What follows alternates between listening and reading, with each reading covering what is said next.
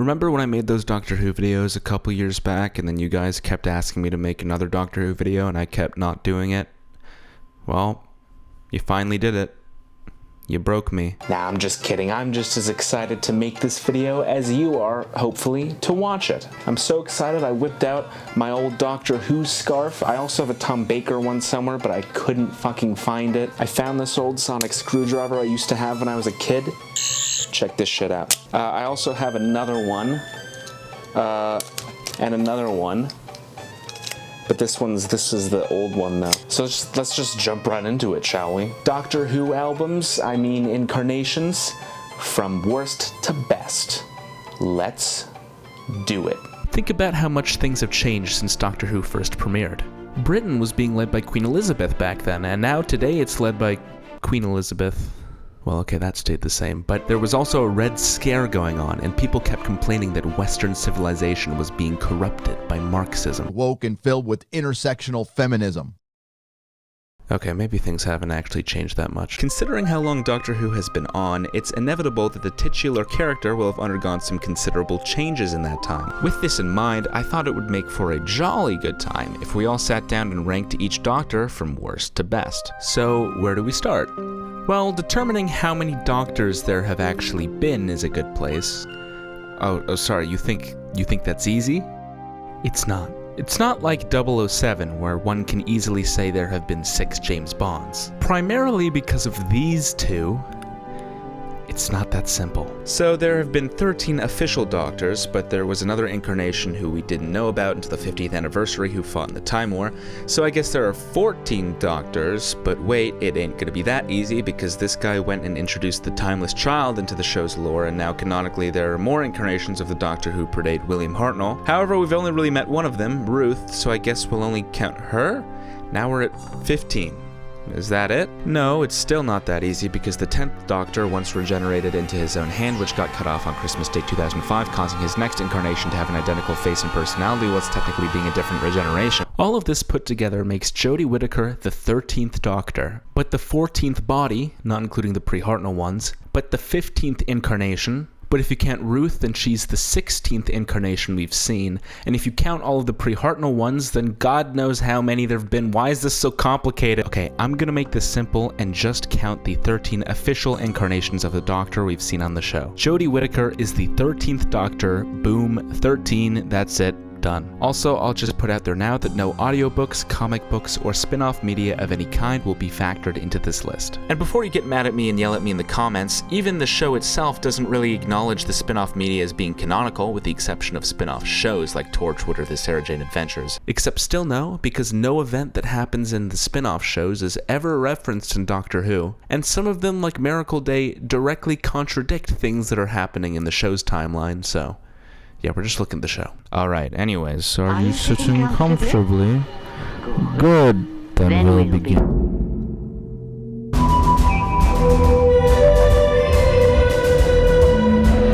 Yeah, I did the thing. I did the thing that you already knew I was gonna do. You watched my other video. I didn't want to do it.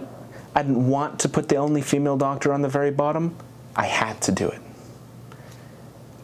I was forced to do it. Jodie Whittaker is the 13th and incumbent incarnation of the Doctor. She started playing the role in 2017 and is set to leave later this year. I know that everyone hates on the 13th Doctor, but they're not entirely without reason. Before we go any further, let's just address the thing.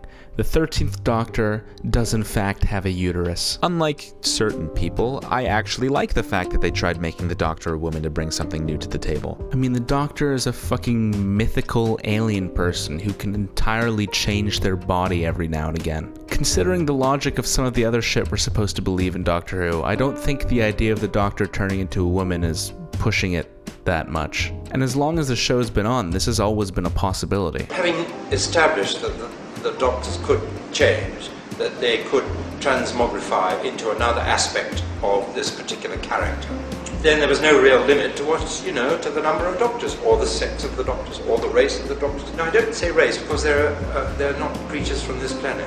They have 2 hearts, and I've no doubt greater numbers of all sorts of things, which of course you can cut if you want to.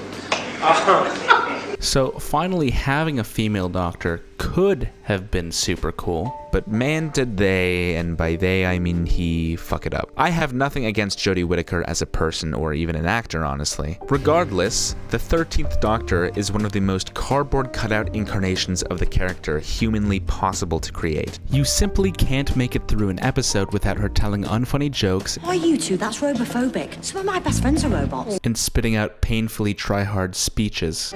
Earth is protected by me and my mates, this year and every other. Some of which are straight up taken from previous incarnations. Paying homage is one thing, but it feels like this is being used in place of an actual identity. She's like Disney's version of the Doctor. If Chris Chibnall is Doctor Who's J.J. Abrams, then the 13th Doctor is Doctor Who's Rey. And like Rey, she lacks any real drive as a character whatsoever, or any discernible traits aside from, she's so quirky. To put it simply, the 13th Doctor is written in a manner which lacks core components of the Doctor. For instance, every main incarnation of the character we saw before Jodie was arrogant, even the lighter ones.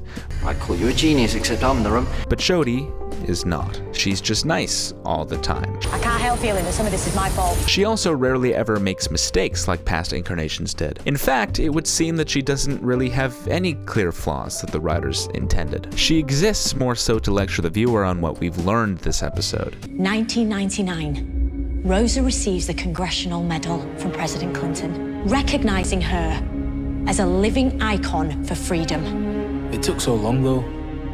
Her whole life.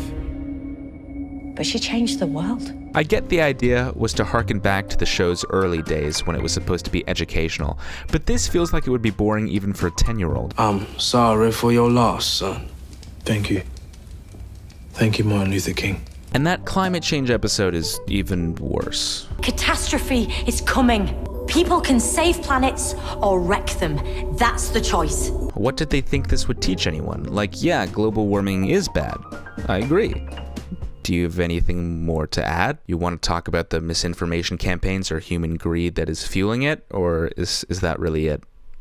It's bad. Because I agree it's bad, but I could have gotten this from a 4th grade classroom. And the Doctor just explaining everything is so fucking boring, I actually feel like I'm gonna fall asleep just talking about it. I should talk less about the era though, and more about the character. While the 13th Doctor is presented as an absolute pinnacle of moral virtue, she simultaneously proceeds to do very morally questionable things that the show doesn't really seem to realize are morally questionable in the first place. Where do I even start? There was that one time that she left a bunch of spiders to quote-unquote humanely die by locking them in a closet to die of suffocation. They deserve a humane, natural death. Shooting's quicker. We're not gonna shoot them! Instead of just quickly ending their suffering by shooting them. She's suffocating.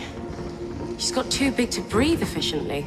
Humane, natural death. Or the time she wouldn't let Graham kill a bad guy, If you kill him, I can't have you travel with me. but then cheered him on when he trapped the bad guy in an inescapable living hell for all eternity, which is, I guess, better than just killing him somehow. Graham O'Brien, you're the strongest person I know.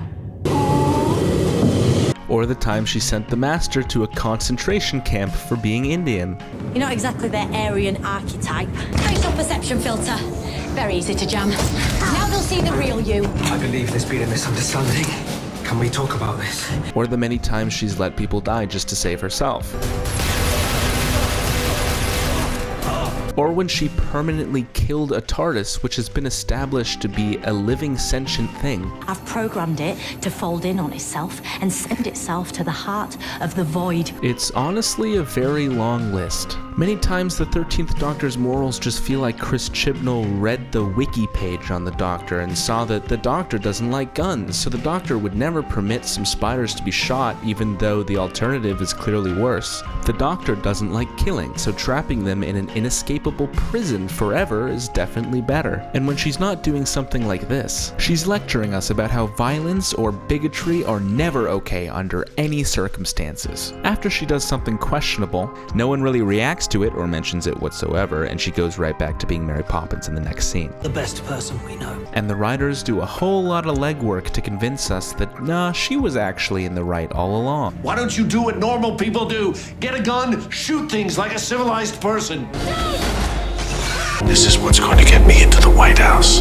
It also feels like Chibnall decided to make her incredibly timid and shy and too scared to get involved in negative interactions. The thing is, Doc, I worry about getting sick again. You know, about the cancer coming back, and the fear is still there. Yeah. I should say a reassuring thing now, shouldn't I? I'm still quite socially awkward, so I'm just going to subtly walk towards the console and look at something.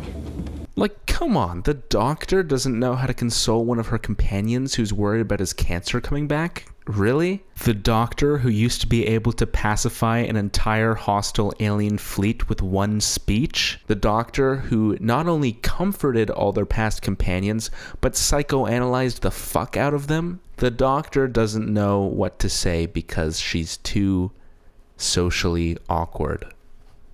Okay. She doesn't even do anything when Ryan gets slapped. Way to write the first ever female doctor, Chibnall. But at least she's quirky, though. What sort of glitch? A glitchy glitch? Because when you can't write a character, you can just hide it by giving them quirks instead. Moffat already mastered that art. I'm glad to see he passed down his knowledge to his disciples. This incarnation manages to be inconsistent in more ways than just one, though. It's like a rainbow of inconsistency. The Doctor can't bring herself to kill the Master until 5 seconds later when someone else offers to do it, and she's fine with it now. I guess the only hang-up was killing herself. The Doctor is also apparently so childlike now that she can't even travel alone anymore. Welcome to Syria. Now, they're not here, are they? What happened here? You guys go this way. Except for when she can travel alone with no issue. Basically, if the episode requires something of her, it will become part of her character temporarily. So in short, Whittaker is a decent actor who had the misfortune of not only being miscast to play the Doctor, but also landing the worst head writer the show has ever known. We don't want to be in here when it's resetting because, well, we'd die.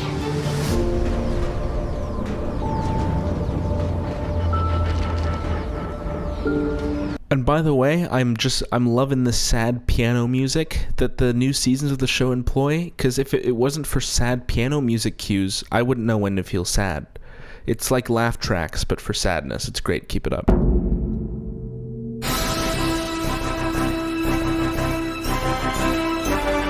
Now here's where the whole should I factor in spin-off media question really comes into play. I'm generally not counting like comic books or anything like that where the Doctor travels with a penguin into my consideration for this ranking, but it's kind of different with the 8th Doctor because most of his tenure is in the form of spin-off media, namely audiobooks. If you don't count any of that stuff, then he is the shortest serving actor to ever play the Doctor, but if you do, he's the longest serving. He started playing the Doctor on screen in 1996 and continued on until 1996 because he never got anything else than that on screen.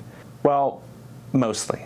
We'll get into that. In 1996, Doctor Who had been off the air for 7 years, and some Americans decided that, hey, we should make Doctor Who if the British aren't gonna, so they got the rights to make a movie which was an attempt at a backdoor pilot for an American-helmed Doctor Who series. Cast in the role was Paul McGann. The movie did not succeed at all, and the planned series never happened. So as such, Paul McGann only really has one televised full story to his name, and it's complete poo-poo. I'm sorry, guys.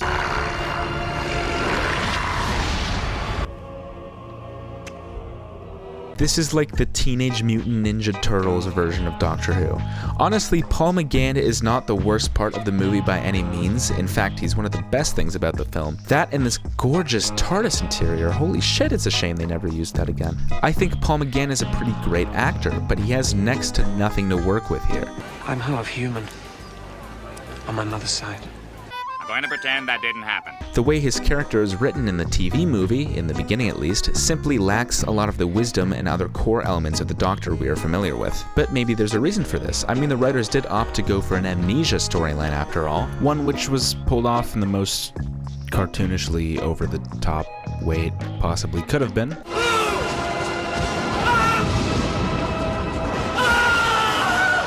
Amnesia can make people act out of sorts, and other Doctors have commonly acted super out of character shortly after regenerating, so it's not really surprising the 8th Doctor is written like this throughout much of the movie. And when he finally does get his memories back, I will say he feels a lot more Doctor-like, akin to one of the classic Doctors, mostly the 5th. I remember I'm with my father. We're lying back in the grass. It's a warm Gallifreyan night. Gallifreyan? Gallifrey! Now, where is that? I've never heard of it. What do you remember? A meteor storm. The sky above us was dancing with lights. Yes! What? These shoes! They fit perfectly. Yes. With little hints of the New Who style that was yet to come sprinkled on in there. Mostly the fact that he kisses his companion, who he has no chemistry with. There was a lot of that to come. The only problem here is that the woozy post-regeneration amnesia-riddled 8th Doctor takes up about half the movie. You see, most other Doctors had runs long enough that the post-regeneration period didn't take up half of their entire era, but this is not the case here. If the 6th Doctor had been acting the way he did after his regeneration for half of his era, he would have been below the bottom of the list. The biggest criticism I can level against the stabilized 8th Doctor is that he's very vanilla. He just feels like a very basic incarnation of the Doctor to me, if that makes sense. I think Paul does introduce a lot of new mannerisms to the table, which gives him something.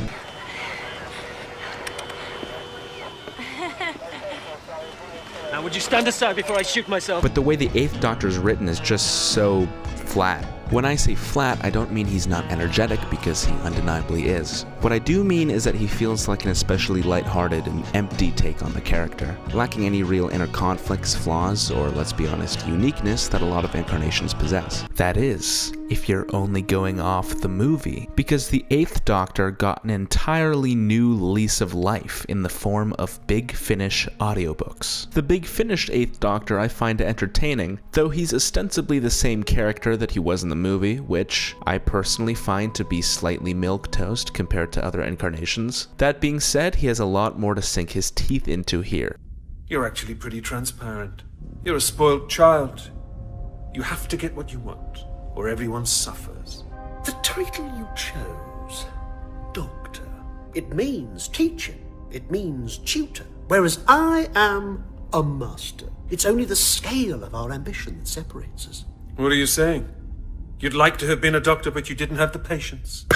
So it's a shame we never got to actually see that on screen, or at least almost never got to see it. The only other piece of media attached to the show that Paul McGann is in is a mini-episode, The Night of the Doctor, which is actually pretty great, but it's only 6.5 minutes long. Now, it basically exists just to show how the 8th Doctor died, something we'd been speculating at for almost a decade, to limited success. But it also sheds light on his personality. Like many other incarnations before and after him, he was a pacifist, and because of this, he attempted to abstain from fighting in the Time War. I'm not part of the war. I swear to you, I never was. You're a Time Lord. Oh, look on the bright side, I'm not a Dalek. Who can tell the difference anymore? He comes to realize, however, that his decision to be a pacifist may not be an option this time, with all of reality on the line. So he finally accepts that he'll have to get his hands dirty and regenerates into John Hurt, something I wish I could do, but can't. Not only is McGann's acting on point here... Get out! Get out! All of you. Will it hurt? Yes. Good. Physician, heal thyself.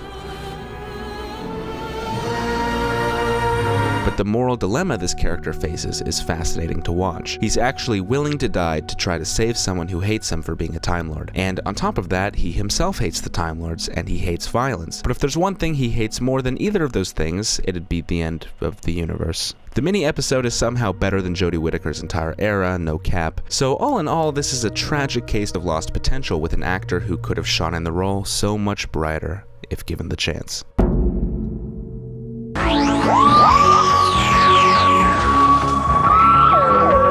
The 5th Doctor is boring.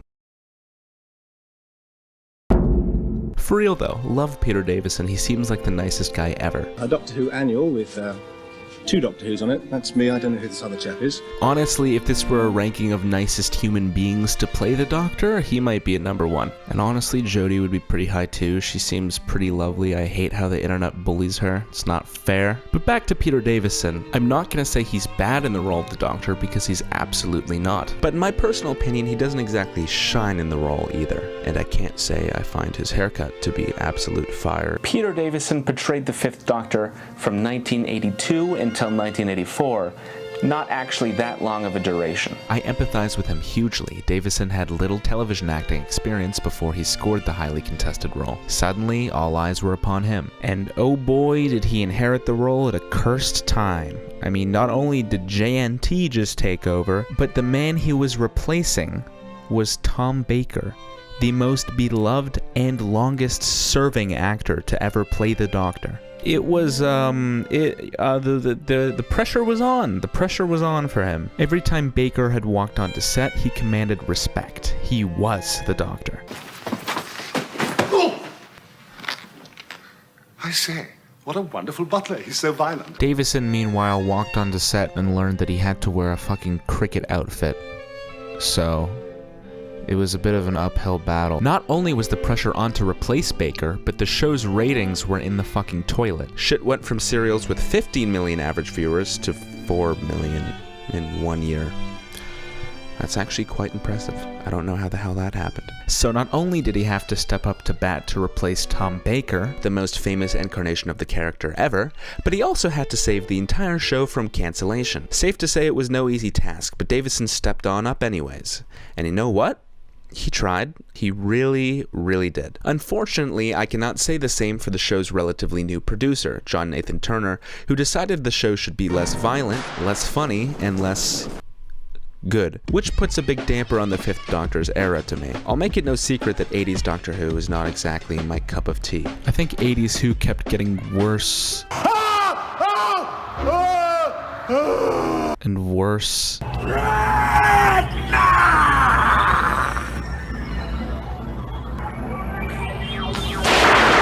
Until we were getting shit like Delta and the Bannermen. One could even say that under JNT, Doctor Who's quality existed in a state of decay. I'll be taking tips at the back. But like I said, I'm not supposed to be ranking the era, I'm supposed to be ranking the Doctor. Well, that's a little tricky. I still cannot to this day pinpoint exactly what the Fifth Doctor is all about. Sometimes he's grumpy as hell. Do you really think I'd be making all this fuss if it weren't? Sometimes he's childish. A lot of times he's childish, actually. Something wrong with his face or mine? But then sometimes he's incredibly serious and grounded. Why do I always let my curiosity get the better of me? And yeah, I get it. People of range, they don't always act the same way. He might be one mood one day and a different mood the next. But the problem is I can't really actually suss out the Fifth Doctor's base personality at all. He just seems to always act differently. One thing he's generally not, however, is funny, which I think is a big loss from the prior incarnations of the character. Now, he gets good lines every now and again. Which is the quickest way out of here? Yes, well, that's democracy for you. Come on. Doctor, why do you wear a stick of celery in your lapel? Safety precaution. I'm allergic to certain gases in the praxis range of the spectrum. If the gas is present, the celery turns purple. And then what do you do? I eat the celery. If nothing else, I'm sure it's good for my teeth. But aside from the occasional quip, the Fifth Doctor to me just feels like a guy who's not having any fun. Usually the Doctor loves danger and mysteries, he eats that shit up for breakfast, but the Fifth Doctor seems like a sanded down version of the character who, when confronted with danger, genuinely just wants to go home. There's a serial called Modern Undead, where the Doctor finds a very mysterious spaceship, which is seemingly abandoned and full of bizarre technology. There's even some kind of teleportation pod which seems to be linked directly to Earth. Basically any other version of the Doctor I can think of would jump at this opportunity to explore and try to uncover some kind of mystery. But the Fifth Doctor, after walking around for like 1 minute, just tries to figure out how to leave. Ship's orbit takes it within range of Earth for 6 years. Someone might come back. Anytime. Come on, let's get back to the TARDIS. Now, I know you're yelling at your screens, Turner stands. That's not true. I know there are exceptions to this, but I find it generally holds true throughout his era that the Fifth Doctor is less of a daredevil and a bit more of an average Joe, which I just personally find to be a little more dull. I'm being bullied. There are times when we get to see the Fifth Doctor absolutely shine, though, like the Caves of Androzani, where he goes absolutely fucking wild in an effort to save Perry, who he'd more or less just met at that point. Hands in the air over here! Why? Because I'll kill you if you don't! Not a very persuasive argument, actually, Stubbs, because I'm going to die soon anyway! I owe it to my friend to try because I got her into this! So you see, I'm not going to let you stop me now! But this version of the Fifth Doctor seems quite rare. I mean, even apart from that, the Fifth Doctor, to me, is just one of the most vanilla incarnations of the Doctor. He fills a lot of checkboxes of what the character should be, so I'll give him props for that, but he doesn't add a whole lot on top of that, and as such, comes off a little bland for my tastes. And I also think his outfit is stupid.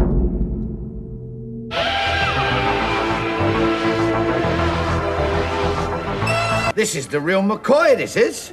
That picture of Sylvester McCoy is very uncomfortable and he's very close to the camera, but I also like it and I don't want to use a different one. The mysterious Seventh Doctor was portrayed by Sylvester McCoy from 1987 until 1989 when Doctor Who was cancelled. Man, this is gonna piss people off. The Seventh Doctor has become a cult favorite in the Whoniverse, which is a word I've never used before and hopefully never will again. He is one of the most unpredictable incarnations of the character. Not only is he eccentric and strange, but he is at times manipulative and calculating. You have tricked me! No, Davros. You tricked yourself. Impact minus 25! Do not do this, I beg of you! Nothing can stop it now! Have pity on me! I have pity for you. Making for a surreptitiously dark incarnation. He has spoons, he curls his R's for some reason. Predictable as ever, gods of Ragnarok. And he's a big Michael Jackson enthusiast. Sylvester McCoy entered into the role at a decisive time in the show's history. Ratings were in the toilet, reviews were in the toilet, public opinion was like below the toilet. Sylvester McCoy, even more so than Peter Davison, was brought on to save the show from cancellation. And did he succeed? No, but that doesn't necessarily mean his era is bad. So let's go through it season by season. Is his first season good? Not at all. His first season is actually, god-awful.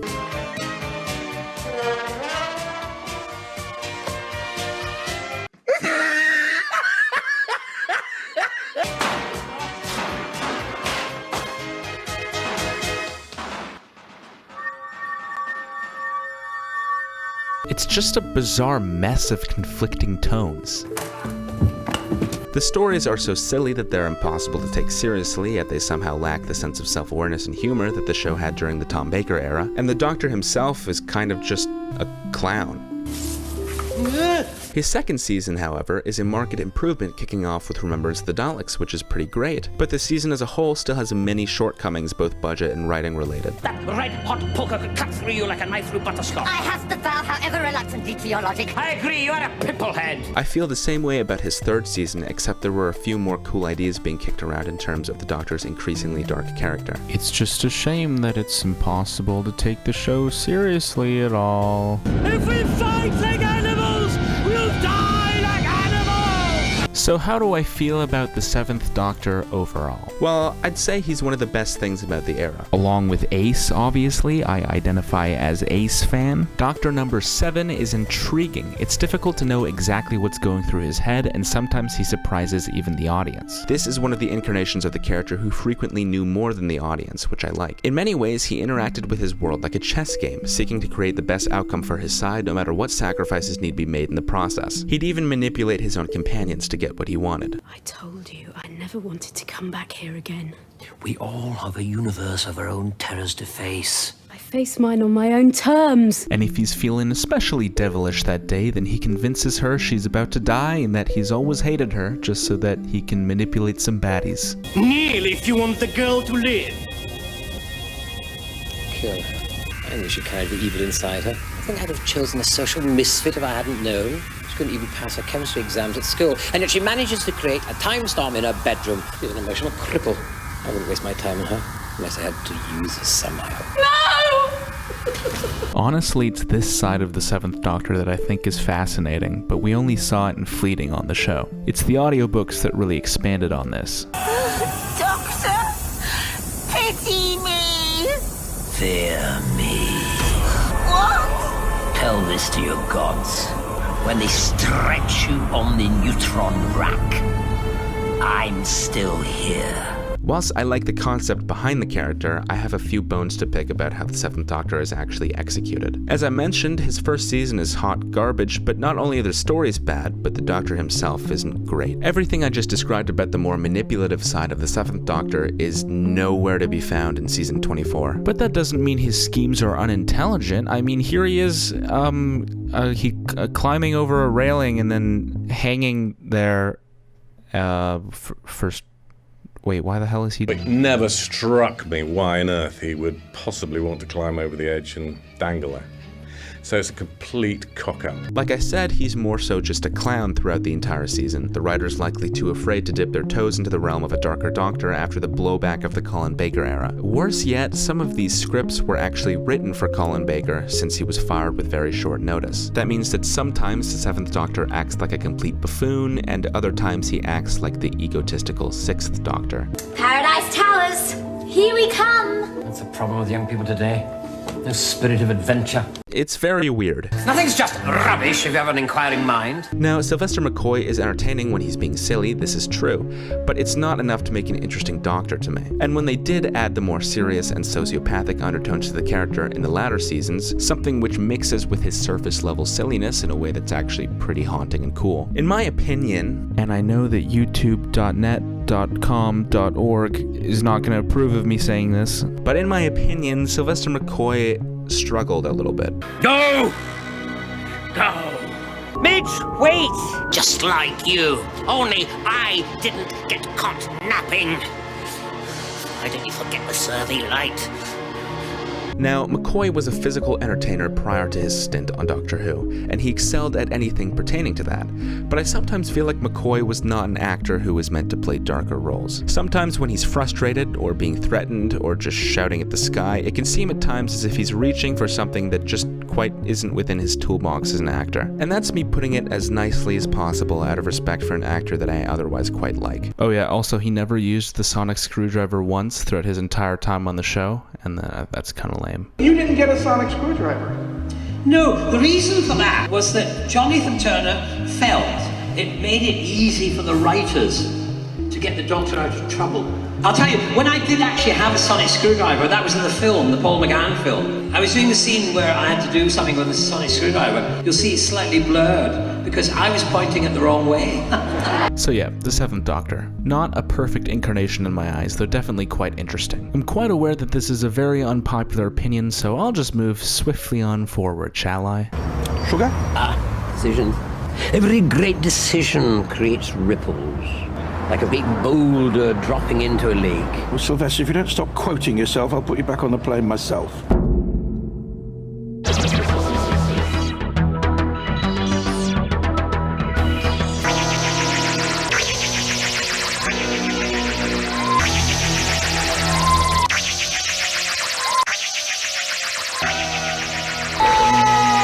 I held off with the Sixth Doctor for as long as I could, but I really can't justify putting him any higher. Colin Baker portrayed the Sixth Doctor from 1984 until 1986, when he got fired. After the Fifth Doctor regenerated in the final moments of the case of Androzani, commonly regarded one of the best serials in all of classic Who, viewers were left with a hint of what the Sixth Doctor would be like.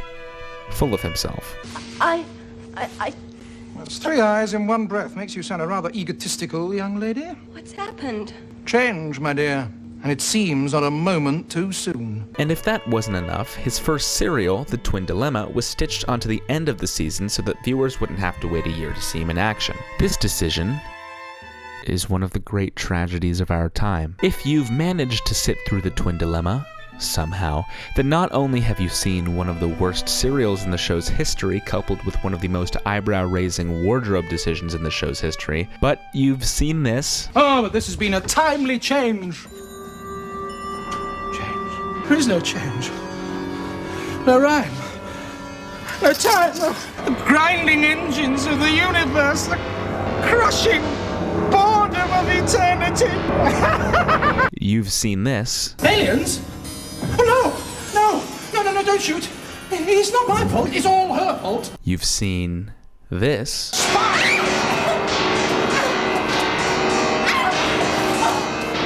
And you've seen the ending. To this day, I don't think anyone in the world knows what the fuck then producer John Nathan Turner was going for. Could I ask you, out of all the serials of Doctor Who that you've produced, which single one was your favourite? The new Doctor's first story, which is called The Twin Dilemma, starring Colin Baker, also looks tremendously good. Villain! Murderer! Out on your head! The Sixth Doctor acts like a complete villain throughout this entire story. He acts completely out of character with core traits of the Doctor for 4 episodes. Oh, mercy! Mercy, mercy! Don't shoot me! Don't shoot me! And then says to the camera smugly, as if he's talking directly to the audience, I am the Doctor. Whether you like it or not.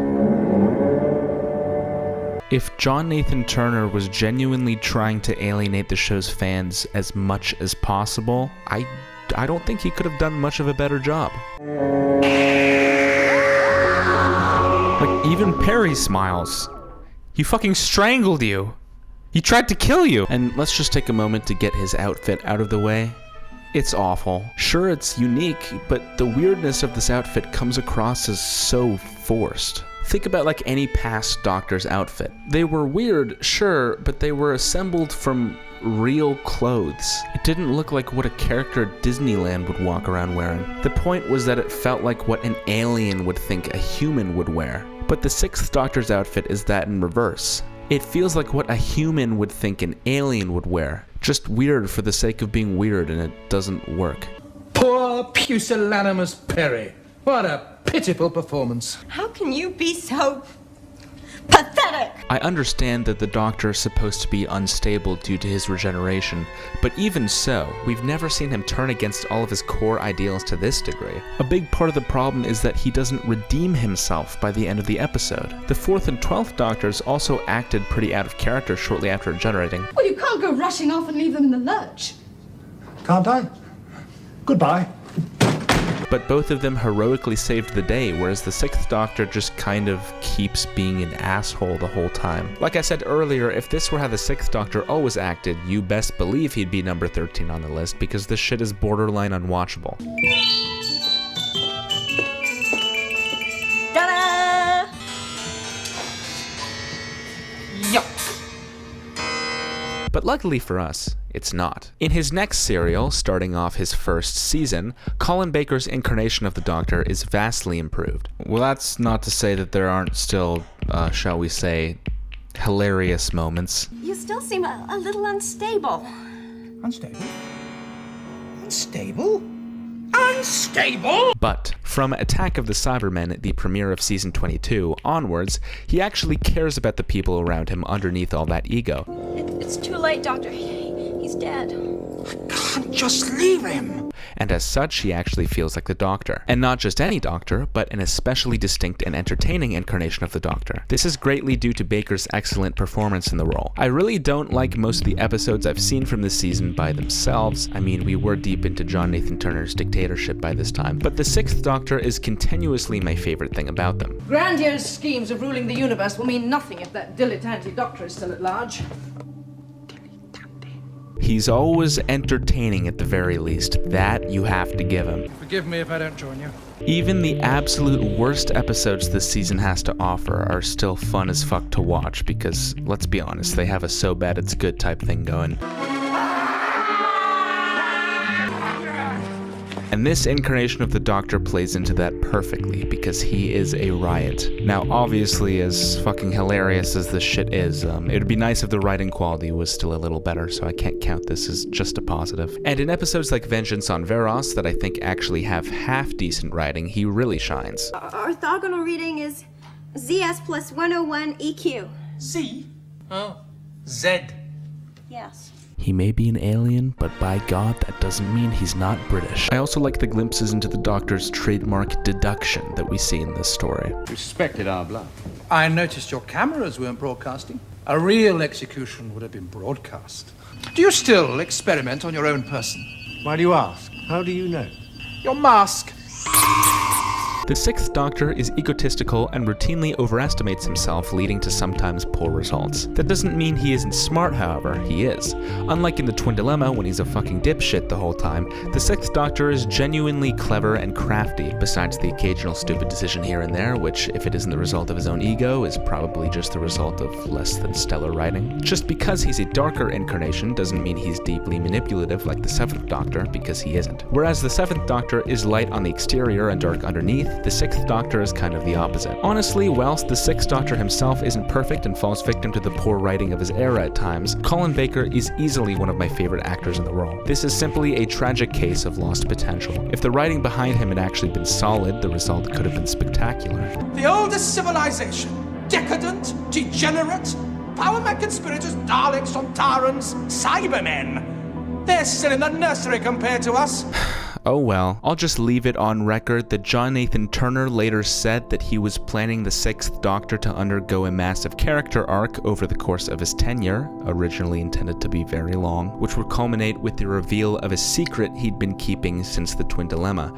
But since Colin Baker got fired due to dropping ratings, we will never know what that secret may have been.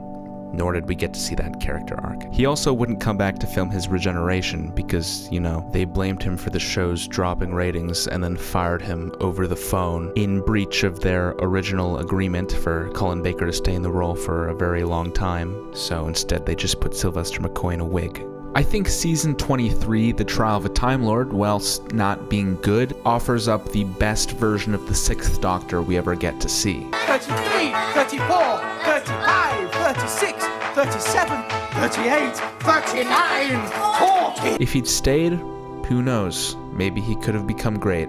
You killed Perry? As it stands, it seems like he drank a little bit too much carrot juice to be on his game. Carrot juice! Carrot juice, carrot juice, carrot juice. And on the topic of regeneration, they never actually confirmed what killed the Sixth Doctor, so as far as we know, he actually died of carrot juice poisoning. It'll do you good.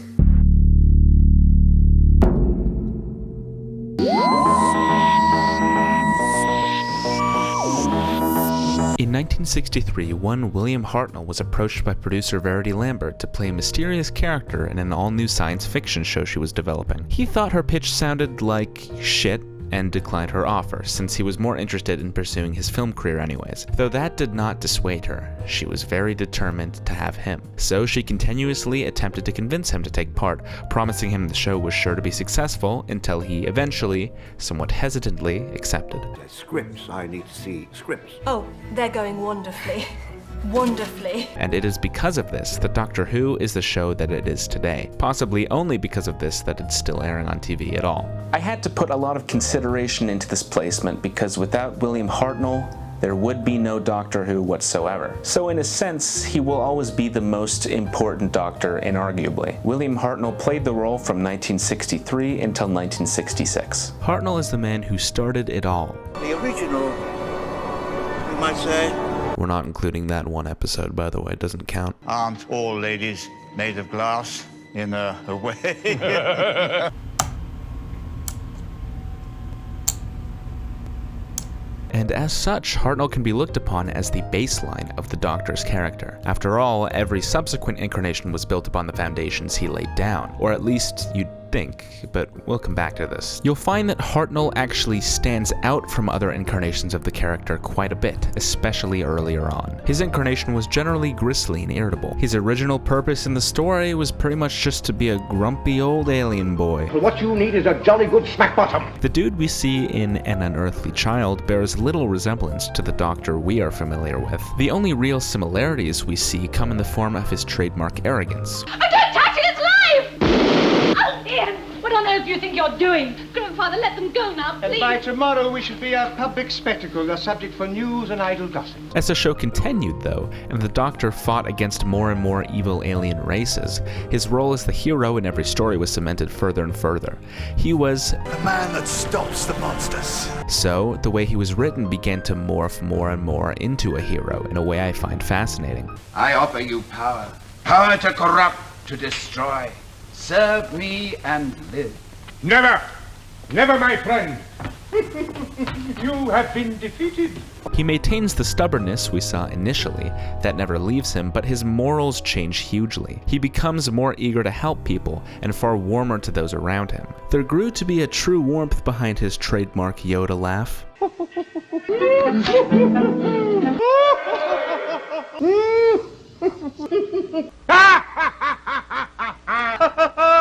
And apparently he also became so self-aware that he knew how to break the fourth wall. Incidentally, a happy Christmas to all of you at home. How can you know what I'm gonna say? By the time the Dalek invasion of Earth aired, commonly considered one of Hartnell's best stories, the Doctor wasn't a clever yet bitter old man unwilling to help people or share knowledge anymore, but rather a wise old man who simply wanted the best for those around him. And we see that in the form of his speech to Susan. Your future lies with David, and not with a silly old buffer like me. Just go forward in all your beliefs, and prove to me that I am not mistaken in mine. The First Doctor is also one of the few who has a pronounced character arc over the course of time we see him. You can watch as he becomes less narcissistic as he listens to his companions more. David says we should head for the north. There's a resistance group up there, and he says we should join up with them. I make the decisions here, my dear, and I think we should make our way back to the TARDIS. Well, I suggest that as soon as I'm able to walk again, we should travel north. I really should leave it to you, you know. It's a very good idea, Grandfather. I think it's likely that this shift in character was simply the result of the writers changing direction for the show, rather than an intentional planned out arc, but I still think it adds to him as a protagonist quite a bit. Now, unfortunately, there are drawbacks to the First Doctor's time in the TARDIS for me, apart from the fact that like 1 million of his episodes are missing. She's got a ticket to ride. Firstly, these old 60s episodes aren't exactly the life and soul of the party, if you know what I'm saying. They are slow, meticulous, and contain a lot of dialogue that can seem, at times, no offense, a little boring. Even the Doctor falls victim to this. Secondly, they were commonly shot in one long take as opposed to today's shows which have cuts every 2 seconds. Now, William Hartnell wasn't in the greatest health while he was on Doctor Who, so he struggled with his lines sometimes. And due to the one-take-only policy of the BBC at the time, a lot of his mistakes ended up getting left in. You're the cause of this disaster. And you both knocked both Susan and I unconscious. Don't be ridiculous. Reshoots weren't exactly in the budget. Even so, these mistakes just kinda take me out of the moment every time they happen. But you know what? In the end, I think we really have to give it to William Hartnell for launching a legacy that would last for so long whilst he was in such poor health. Emotions, love, pride, hate, fear. Have you no emotions, sir? He even made an appearance in The Three Doctors in 1973, though his health was so bad at that point he couldn't even move around. So he's just kind of stuck in like a space triangle thing. So in the end, even though I have nothing but respect for William Hartnell and the First Doctor, the character just didn't feel fully formed yet.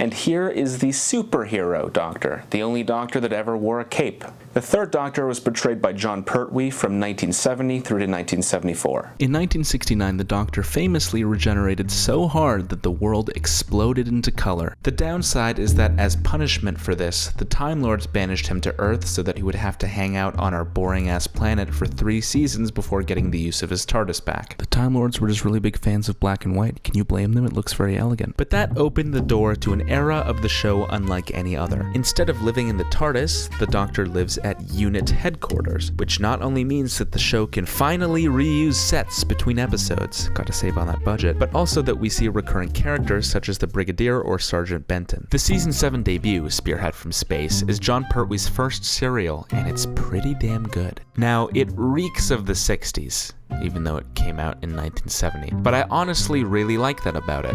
Following Spearhead from Space, Barry Letts took over as producer, also serving as director and writer on several serials. His goal was to turn the Doctor into less of a buffoon and into more of an action hero. John Pertwee is, quite simply, the James Bond of Doctors, minus the sexual assault. He's down to business, he makes quips, he's a Sigma male. I suppose I could have been wrong. It's a generous admission, especially coming from one of the fair sex.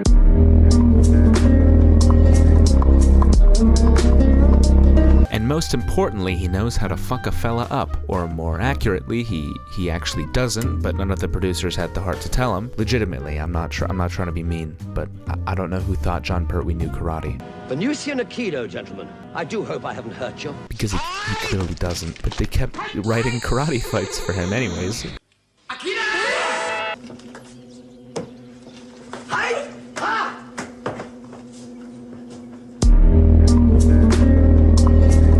This somehow reminds me of Steven Seagal showing off his very real fighting skills.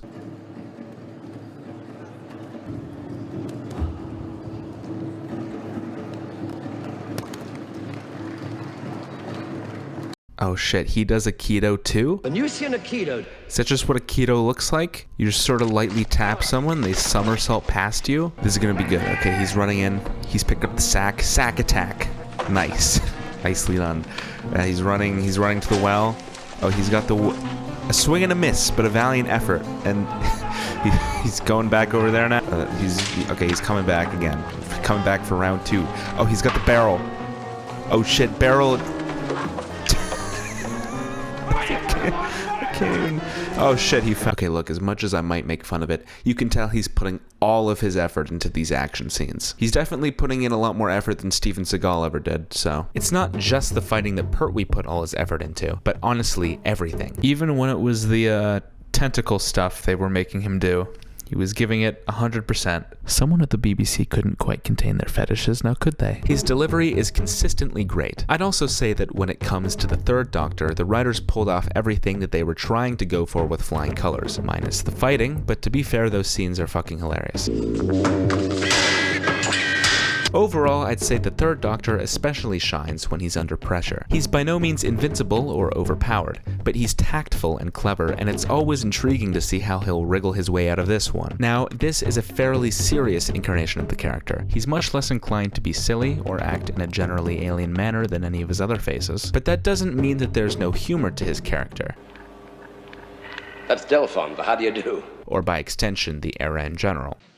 Bessie, how dare you go gallivanting around like that? Are you sorry? Very well. Now go back to your parking place before I change my mind. Much of the humor of the Second Doctor's era, as well as his impetuous nature, is transferred over to the Third Doctor, making for many of the funny moments. Thing is, Doctor, is there anything I can do? Yes, pass me a silicon rod, will you?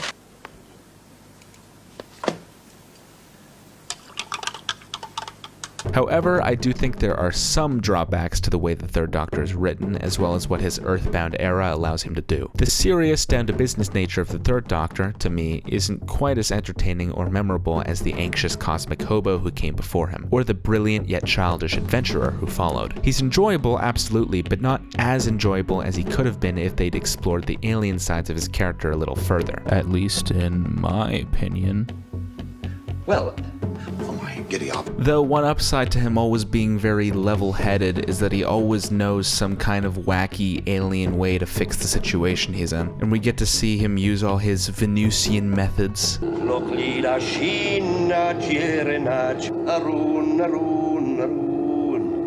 must say you seem quite partial to old Venusian lullabies. Venusian lullabies? Gentlemen, I do hope I haven't hurt you. Additionally, since much of his tenure takes place inside or around unit headquarters, we don't get to see nearly as much variety from him as other incarnations. For the most part, we just kind of see him bossing around the Brigadier and fighting the Master over and over and over again. It's okay though, his lines are good enough to make up for it. Your ham-fisted bun vendor. And if I could pick any one Doctor Who incarnation I'd want with me in a time of peril, honestly, I might pick this guy. He'd probably have an easier time just keeping me calm than any of his counterparts. Well, when I was a little boy, there sat under a tree an old man, a hermit. He learned the secret of life. He lifted a skeletal hand and he pointed. Do you know what he pointed at? One of those little weeds. I looked at it for a moment, and suddenly I saw it through his eyes. It was simply glowing with life, like a perfectly cut jewel. The colors were deeper and richer than anything you can possibly imagine. You still frightened, Joe? No, not as much as I was. That's good. Overall, I think he's definitely a good incarnation of the character. In fact, when I was a kid, Pertwee was definitely in my top 3. But at this point, he's sank a little lower. Not so much because I've grown to like him less, but more so because I've grown to like other incarnations more. Speaking of those other incarnations.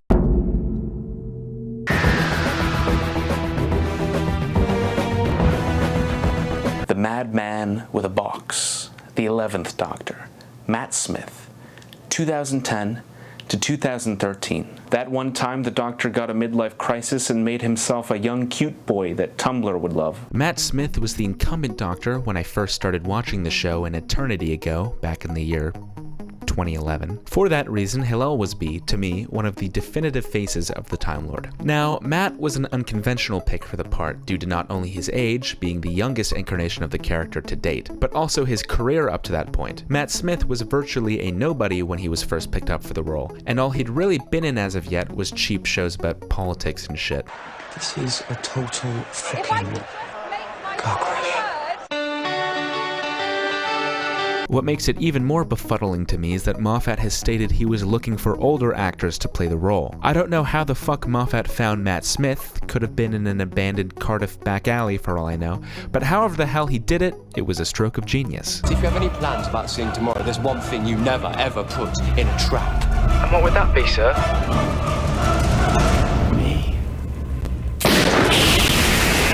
I just want to say that as an actor, Matt makes for an amazing Doctor. He does such a great job of portraying the soul of an old man through the energized body of a young twink. His ability to blend childishness on the surface level with maturity and wisdom in his core is most impressive. You have your family back. You won't need your imaginary friend anymore.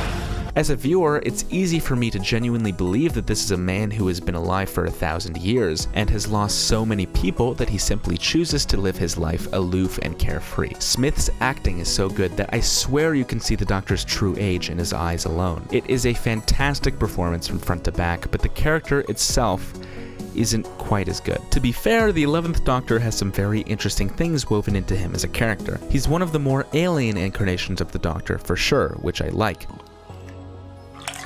Don't worry, Doctor, it's not carrot juice, you'll survive. But sometimes he seems to be a little bit too lacking in knowledge of how humans socialize with one another. Rory! That's a relief. Thought I burst out of the wrong cake. Again. Now then, Rory, we need to talk about your fiancée. She tried to kiss me. Tell you what, though, you're a lucky man. She's a great kisser. Funny how you can say something in your head and it sounds fine. Like, the 10th Doctor would have never thought that was a good idea, or for that matter, any previous incarnation. They all actually knew how human beings function on at least a basic level. Did he just regenerate so hard that he forgot everything he knew about humans? I was not expecting this! And don't get me wrong, I actually find this scene funny. I just think that they should have toned down the Doctor's obliviousness at least slightly. There are times when his lack of social knowledge is so great that he's borderline disabled. Why? What is it? What's wrong? You're naked. I am naked. I wondered if you'd noticed. He meets with Clara's family whilst wearing holographic clothes that only Clara can see. Why don't I project my clothes hologram onto their visual cortexes too? So, to be clear, no one except me can see your clothes? Yes, and I'm starting to think it may be causing tension. This is the same guy that understands human nature well enough to charm pretty much any historical figure he meets when he wants to, and knows how to do hypnosis? Something's not clicking here. To imply that the Doctor didn't know that it wouldn't be socially okay for him to walk into a room naked makes so little sense that the only way to interpret the scene is that the Doctor did this to prank Clara. Again, I think this is a funny idea, and it could have been fixed with just one minor tweak. I think it would have worked better if the Doctor just forgot that he was wearing holographic clothes and then remembered halfway through the conversation, once everyone was acting super weird, that he appeared naked to them, as opposed to him somehow not realizing that that wouldn't go over well. He's Swedish. On this note, the 11th Doctor is just weirdly dumb at times. God's sake! His hammock has developed a fault. He wasn't a very good shot then. He was aiming for the hat. He shoots people's hats. I think it was a warning shot. Ah, no. Yes, I see. Again, I really like that they tried to do something new with the character instead of rehashing David Tennant, which would have been so easy. But it just strikes me as a little out of character how cartoonishly stupid the 11th Doctor occasionally is. Like, the 4th Doctor acted like this sometimes, but he was doing it intentionally to throw people off his scent and also just have fun. Turn around, Doctor. facing this way. Wolfgang Amadeus Mozart had perfect pitch. What happened to him? Who, Wolfgang Amadeus? Oh, him. Oh, he died. I'm not quite sure about 11 though. He might genuinely want to get checked out by another kind of doctor, if you know what I'm saying. And it isn't just that this can feel inconsistent to me. He's usually one of the most kind and light incarnations of the character. But occasionally, because Moffat liked the Time Lord Victorious idea, I guess, the 11th Doctor just turns evil for like a few seconds. It's really weird. He wouldn't. I genuinely don't know. You wouldn't leave me, Doctor! Enjoy your bounty.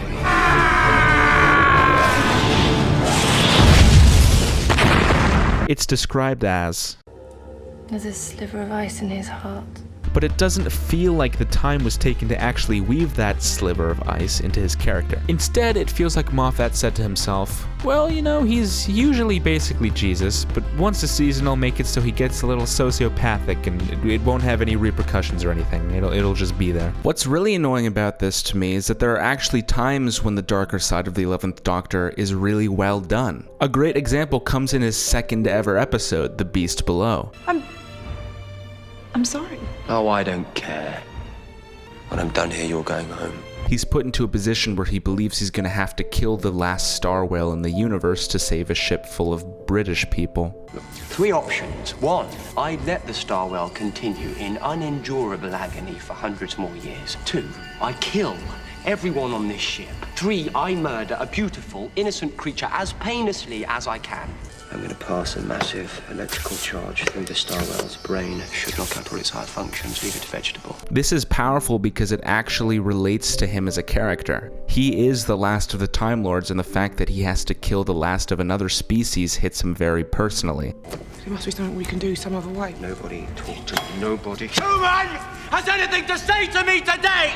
Also, it's a genuinely tricky moral dilemma. Do you kill a star whale or do you kill a ship full of people? He chooses the lesser of two evils, but he's still being forced to do something he hates yet again. It's understandable for the character, unlike, I'm just gonna fucking murder this guy because fuck him. I just wish that the other moments that he goes dark could have been written in ways that were impactful, such as this. I think one thing we can all agree on though is that the 11th Doctor can be pretty entertaining. I'm the doctor. I work in a shop now, here to help. Look, they gave me a badge with my name on in case I forget who I am. Very thoughtful, as that does happen. Hell, I find it super entertaining even when he's just being super egotistical. Don't play games with me. Don't ever think you're capable of that. But I also think it's safe to say that sometimes, in an attempt to make him entertaining, the writers caused him to be a bit annoying.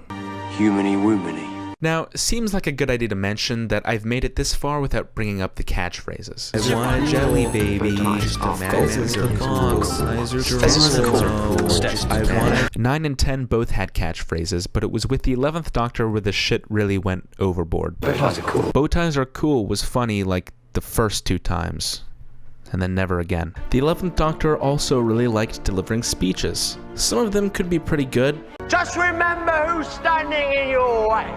Remember, every black day I ever stopped you. But I think the show started using epic speeches as a fallback for the 11th Doctor. I think that might be a good metaphor for the character as a whole. Constantly trying too hard to grab your attention, a little bit like jangling keys in front of a baby's face. Of course, that's not to say the 11th Doctor doesn't feel like the Doctor, because he very much so does. You can tell he's pulling a lot of influence from the 2nd Doctor, who also blended childish whimsy with adult maturity, and also the 7th Doctor, who felt especially alien and also occasionally turned into a sociopath. I like a lot of the additions made to his character, but some of them are just annoying.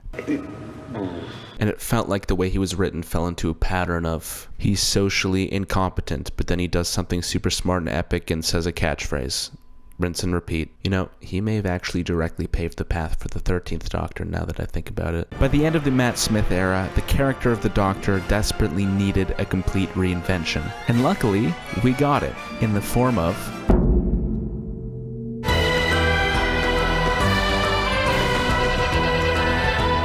Peter Capaldi.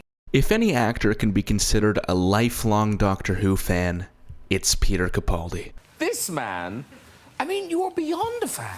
So there's a Doctor Who fan club. Peter decided he should be the head of the fan club. No. How old were you when this... Oh, don't even... 21. She writes, no, you're not by any means worse than Peter C.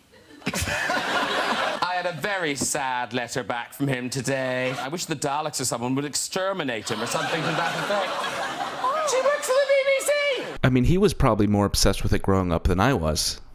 That's saying something. The 12th Doctor is when the Doctor's midlife crisis ended and he decided to make himself old and creepy once again. It's Peter Capaldi's The 12th Doctor, playing the role from 2013 to 2017. And something about Peter's time in the TARDIS feels a little bit like history repeating itself. I say this because it bears a striking resemblance to Colin Baker's time in the role in many ways. Both Peter and Colin are two of my favorite actors to portray the part. Both actors were cast to play the part following the exit of an especially lighthearted and young incarnation of the character. Both of them were hired by a controversial showrunner who had one Doctor fully under their belt at the time and were looking to take things in a new direction. Both actors were cast to play especially dark and egotistical versions of the character. Both were met with a strong backlash by fans. Both saw a steady decline in ratings as their eras went on. Both characters also lightened up as their eras went on. And I believe that both were fired by the BBC. I have a conspiracy theory that Peter Capaldi was basically pushed out of the role. I mean, ratings were down and there was a new showrunner coming in and he had previously stated that he wanted to stay for longer, and then suddenly it was announced he was leaving and now he says he has no interest in ever coming back to the show. The point is I'm suspicious is all I'm saying. Especially considering they outright lied about the situation when Christopher Eccleston left the role, but we'll get back to that. Most importantly, both of them had kinda lackluster eras in general. So in both cases, I'm very depressed about what happened because it feels like something that could have been great was snatched away. Though Colin definitely had it worse. His era was way shittier than Peter's. He only got to do 2 seasons instead of 3, and he was fired publicly, so there's that. We actually got to see some of Capaldi's potential as a darker incarnation shine through, especially in his first season, I'd argue. I'm sending you back to your own dimension. Who knows? Some of you may even survive the trip. The 12th Doctor plays with people's lives. Ross, swallow that. What is it? Trust me. Now what? What did you give him? Oh, just a spare power set, but I can track the radiation signature. I thought you were saving him! He was dead already, I was saving us! Series 9 and 10 display a lot of potential from Capaldi as well, just alternatively as a more lighthearted incarnation this time around. What's the fluid link? The TARDIS can't go anywhere without it. Who told you that? You did. Exactly. What? Teach you to trust me. I'm docking your pay for this. Now Capaldi's Doctor, like Smith, is more alien than many of his predecessors, except unlike Smith, he is consistently unsociable and unable to connect with people. Though I'll be honest, like with Matt Smith again, they do push it a little far at points. The cards. I'm very sorry for your loss. I'll do all I can to solve the death of your friend/family member/pet. 12 still saves the day, but it's clear that at the end of the day he doesn't view any of the people that he saved as his equals, nor did he save them for purely selfless reasons, as he gets a thrill from danger and facing off against clever adversaries. You probably feel a bit sick. Please, don't be. How did I get here? I materialized the time capsule exactly around you and saved your life, but do please keep crying. My brother just died. His sister didn't. You're very welcome. Put the gun down. Like the 7th Doctor, he tricks even his own companions into walking into danger. You know how difficult I am. You knew this was dangerous. I didn't know. I certainly hope. Look at this. You lied to me again. Now, that being said, he can still be selfless and heroic, but he is clearly unsure about how often he is fueled by selflessness or selfishness, and because of this, he questions if he is a good man, giving him a genuinely interesting internal conflict, at least in his first season. You're scared? I'm terrified. Tell me, am I a good man? I don't know.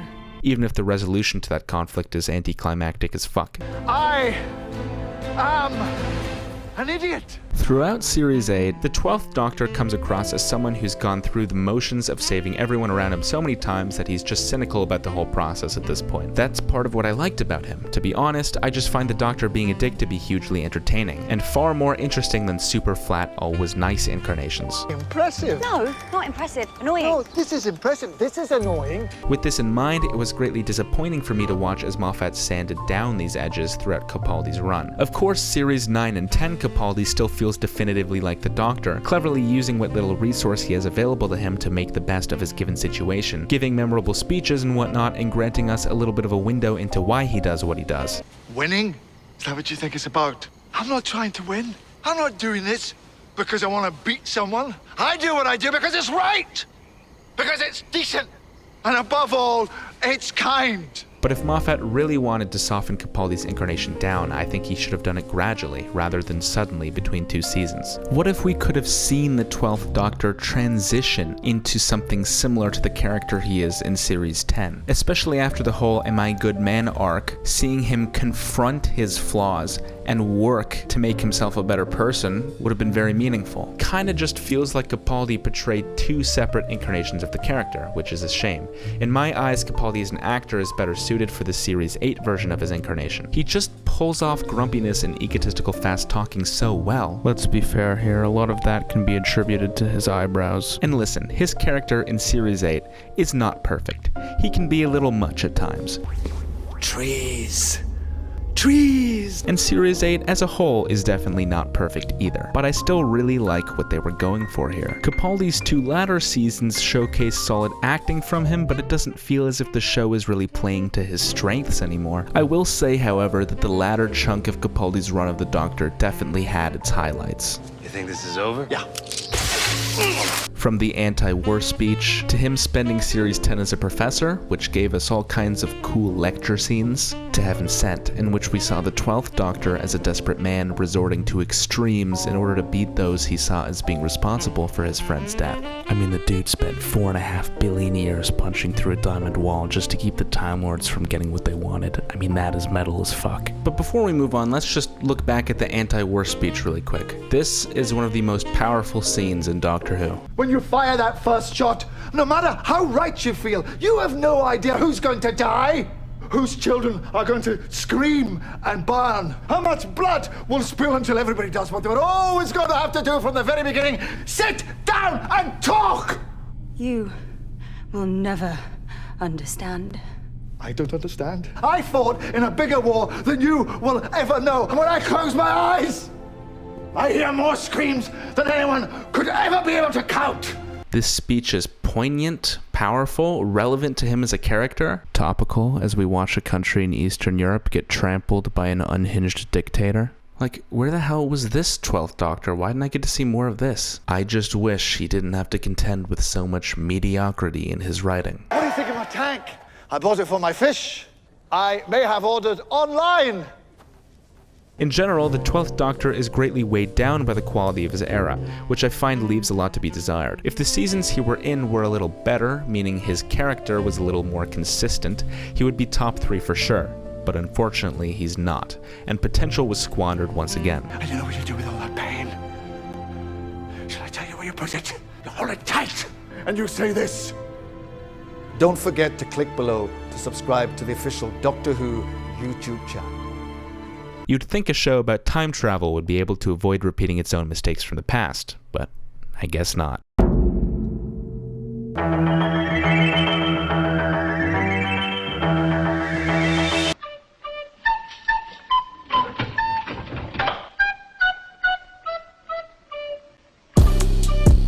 Sad, really, isn't it? People spend all that time making nice things and other people come along and break them. Long before there was ever a madman with a box, there was a cosmic hobo that set the stage for all that was to come. This is the 2nd Doctor, played by Patrick Troughton, from 1966 to 1969. The Cosmic Hobo is the nickname that has been given to the 2nd Doctor, and for good reason. He's wild, he's brilliant, he's wise, and above all else, he's an idiot. The world's smartest idiot. Ah, thank you very much. That's very civil of you. Oh, my word. You claim to be able to help us. I don't mean to say he's written in an inconsistent manner like the 13th Doctor, but rather that these tenets of his personality all dovetail beautifully. Oh, stop fussing, you two. Come on! There's still a lot of mystery surrounding his origin and identity, but it is clear what kind of person he is to the audience. He has a boundlessly creative and well-read mind, which he can sometimes get lost in and not properly analyze the world that's actually right in front of him. There's just going to be a localized volcanic eruption. It'll only affect the island. We happen to be on the island. Oh my word! Now, the second Doctor is portrayed by Patrick Troughton, the first actor who ever had to take over the role from another. It was a daunting task, but by God did he pull it off. In fact, he is, in my opinion, the most important incarnation of the character. I know that's a hardy claim, but I truly believe it. I'd say only Hartnell or Baker could dare challenge him for that title, and the reason I say this is because of the President Troughton set going forward. He was not only the first ever regeneration of the Doctor, proving that the titular character could survive indefinitely without being tied down to a single actor or even personality, but also his version of the Doctor was the blueprint that every latter incarnation constructed themselves around. I already said that whilst Hartnell laid down some of the core aspects of the Doctor's character, he still feels very different from others retroactively, as if the character hadn't been fully realized yet. Troughton is the man who completed the character. He is the first truly energetic, whimsical, and childish incarnation of the character we ever saw, all of which are tropes that take root in almost every iteration of the character following him. He also made clear some of the Doctor's hardline moral stances. What you really want me to do is to kill him, isn't it? What else do you do when someone is evil? I'll expose him, ruin him, have him arrested, but I won't be his executioner. No one has that right! The new coat of paint that Troughton branded the character with reached beyond only this, however. Plenty of other things we now take for granted about the character started with him. He was the first to play an instrument. You haven't been trying to play this, have you? Something that would go on to be a staple of various incarnations to come. He wore shaggy clothes and a bow tie, another thing borrowed by later incarnations. He was the first to use the sonic screwdriver, and probably the only incarnation to ever actually use it as a screwdriver. What's that? It's a sonic screwdriver. Never fails. There we are. Neat, isn't it? All done by sound waves. And he developed very close personal relationships with his companions in ways the first Doctor did not, with the exception of Susan, I guess, but she was his granddaughter, so that's cheating. Even some of his most famous lines are lifted by later incarnations. You've had this place redecorated, haven't you? Don't like it. Oh, you've redecorated. I don't like it. Oh, you've redecorated. I don't like it. You've redecorated. I really like it. Watching the second Doctor's era makes it clear very quickly that Patrick Troughton had a lot of range as an actor. There's even an episode when he plays like fucking Tony Montana. You were useful once, but now... No! No! Now, I haven't seen the majority of Patrick Troughton's episodes, mostly because like half of them are lost forever, but the ones I have seen resonated with me more than those of William Hartnell. Besides the fact that I think the quality of writing and pacing had improved by then, the second Doctor is a far more unique and lovable character.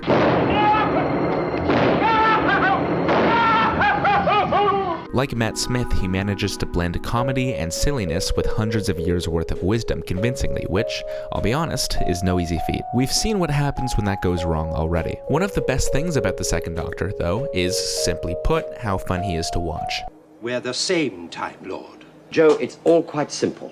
I am he, and he is me. And we are all together, Goo Goo Kichu? What? It's a song by the Beatles. How does it go? Oh, please be quiet. A huge amount of entertainment value these episodes possess comes solely from the Doctor and how loose his grasp of the situation commonly is. I genuinely don't think a lot of the more crazy and conceptual episodes of Troughton's era, like The Mind Robber, would have worked nearly as well with Hartnell, since, and this is said with no disrespect, he lacked Troughton's boundless energy. One of my favorite things about the second Doctor, which I actually already talked about at great length in reference to the 11th Doctor, is his ability to come off as very old and wise. This is due to a combination of Troughton's great acting and good lines. You probably can't remember your family. Oh, yes, I can when I want to. Rest of the time, they sleep in my mind. Our lives are different to anybody else's. Also, he has this, like, fully homoerotic thing going on with Jamie that I'm surprised they were allowed to get away with in the 60s. I appreciate it, though. Come on, let's go and join them. It's just a shame he only played the Doctor for a little shy of 3 seasons, since I think this was a role he was born for, and all his subsequent appearances in anniversary episodes proved he still had it in him. But hey, every Doctor only lasts for 3 seasons nowadays. for some reason, so I guess he lasted for an average amount of time after all. It'd just be nice if we could actually watch all of his episodes. So while he may be the second Doctor, in many ways, he's actually the first Doctor. No hate to the first Doctor, though. You see that scanner? That is what I call a scanner up there.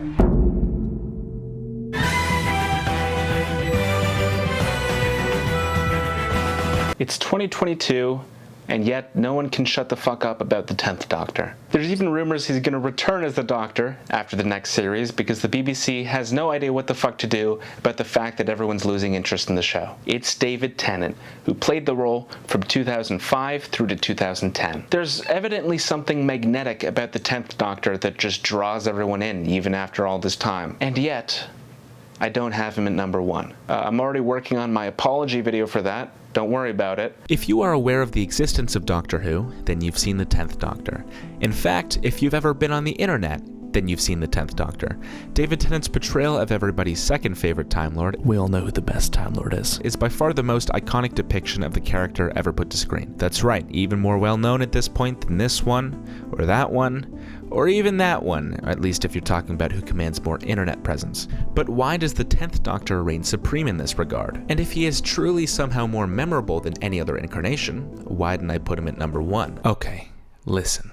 I had my reasons, okay? And before I justify myself to all you bastards, let me praise this incarnation. The 10th Doctor is an ultra-animated incarnation of the Doctor. He's one of the lightest incarnations of the character, and he's one of the darkest. And the 10th Doctor does a much better job of mixing these two opposites with each other than most other incarnations that try. David Tennant is a lifelong fan of Doctor Who, and you can tell. Whilst bringing his own ingredients to the table, he still nails mannerisms consistent between past incarnations he watched as a kid. Like, you can tell he watched Tom Baker. Well. But, unlike certain other incarnations, he actually creates something new instead of just stealing the identity of someone else. One of the most fun things about the 10th Doctor is how he runs circles around his opponents mentally. Don't think that saved your life. It's empty. Oh, I think the explanation might be you've been fooled by a simple olfactory misdirection. You've got energy feedback all the way through the retro-stabilizers feeding back into the primary heat converters. Or you shouldn't have let me press all those buttons. I will give you one word of advice. Run. But I don't think you need to hear me praise him. Other people have done that for me. I'm actually going to take a few minutes to defend him from many contrarians who claim that he's one of the worst Doctors. You know, to be contrarian, maybe some of those people are on my Discord server, cupcake. Some people claim that the 10th Doctor is one of the least interesting because he's the most human, due in large part to how sociable he is compared to other Doctors, and paradoxically, also how lonely he is compared to other Doctors. You know, just like us lonely humans. He can always be found reaching out to someone, getting closely attached to them, and then losing them in a seemingly endless cycle. Which, yes, is a key part of Doctor Who, the ever-changing show, but it was never done as dramatically as it was during the Russell T Davies era. It seems as if being loved is far more important to this incarnation than others, leading to some calling this incarnation the most vain, including the 11th Doctor. When number 10 once regenerated and kept the same face, I had vanity issues at the time. But I disagree. Not only with that, I mean, how can you say that when the 6th Doctor exists? But also the assessment that this is one of the most human incarnations of the character. I definitely understand that viewpoint, but we constantly saw how alien the 10th Doctor could be. Shift the radiation out of my body and into one spot. Out! Out! Out! Out! Out! Out! Out! Done. You're completely mad. You're right. I looked after one shoe. Barefoot on the moon. And his attachment to humans wasn't unique to his incarnation by any means. I mean, to be fair, he's a 900-year-old alien who has no long-term friends drifting around aimlessly through space in a fucking box. I mean, how is he supposed to not get lonely? And furthermore, the fact that he's more socially competent than other incarnations does not automatically make him more quote-unquote human. Most classic Doctors were honestly pretty socially capable when they wanted to be. The 10th Doctor is just clever, and he knows how to play people like the 3rd and 4th Doctors did. And if anything, 10 is far more zany than the 3rd Doctor ever was. In fact, I'd argue that the 3rd Doctor acts more like an average human than the 10th Doctor, aka Mr. God Complex, does. Also, some people people say that his meltdown before he regenerated is a sign of him being super whiny. But it's not fair! But I think this is the culmination of him constantly giving all he has to give to everyone around him, constantly making sacrifices and getting little to nothing in return. I could do so much more! So much more! But this is what I get. My reward.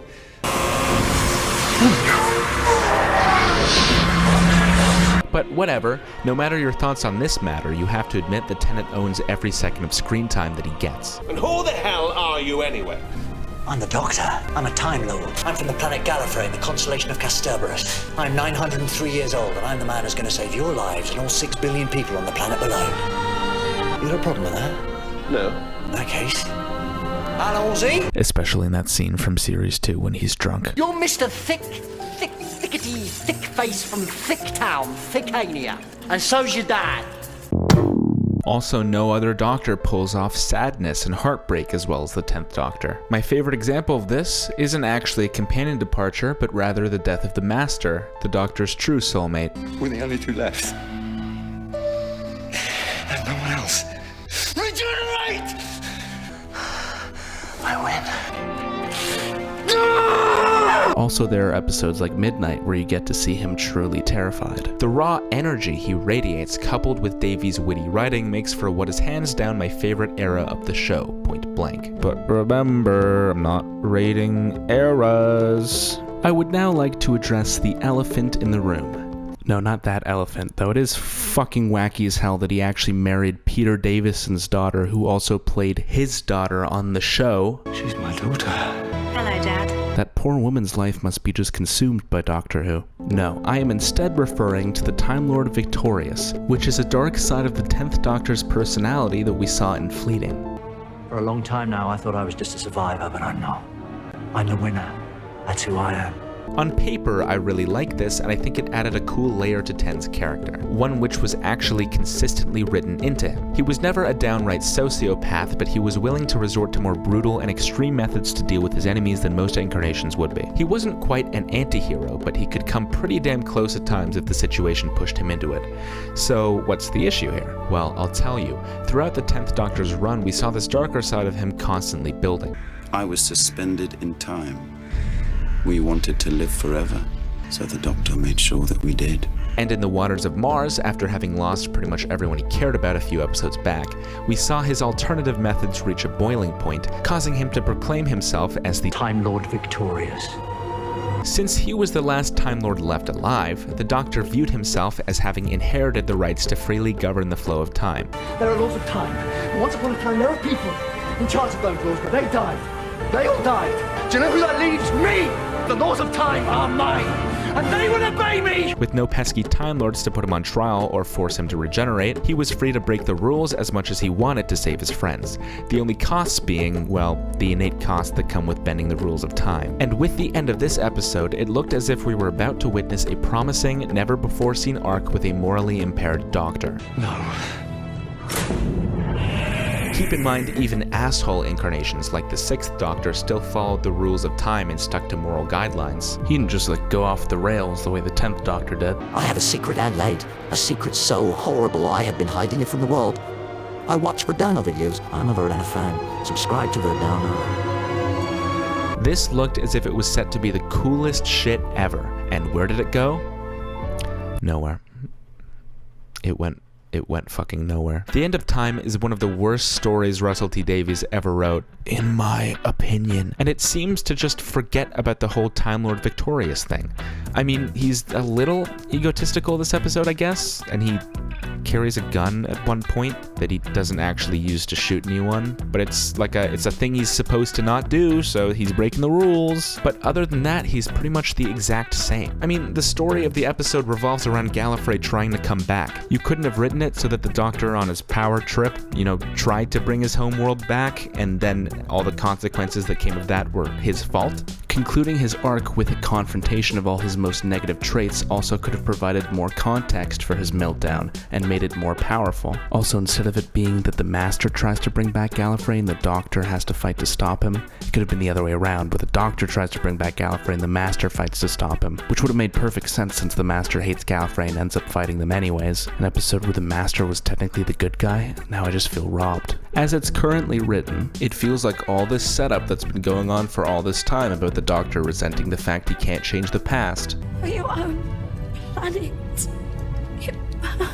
Can't you understand? If I could go back and save them, then I would, but I can't. I can never go back. I can't. I just can't. I can't. And the Doctor finally deciding that he's gonna take authority and play with time, even if it's dangerous. It's taken me all these years to realize the laws of time are mine. Should have led to the Doctor trying to save Gallifrey rashly, but it didn't.